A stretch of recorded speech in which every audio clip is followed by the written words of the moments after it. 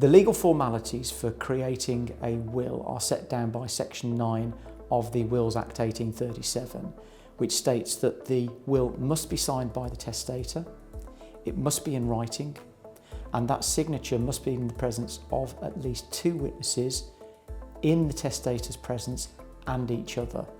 All of those components must be there in order for that will to be valid.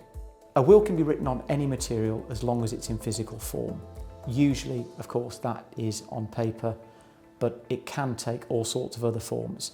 There is, for example, an old case of Hodson and Barnes from 1926 where a will which had been written on an eggshell, in fact an ostrich, empty ostrich eggshell, was found to be valid.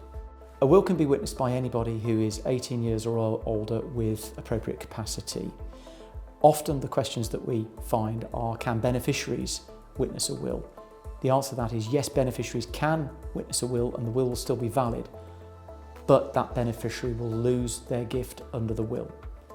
Equally with executors, executors can also witness a will and that can be valid, but it can sometimes lead to issues after that in terms of whether or not they were impartial. DIY wills are valid, but they must observe the criteria for wills to be validly executed. So, for example, the form of the will must be valid, there must be appropriate capacity, there must be knowledge and approval, and that person must be free from undue influence.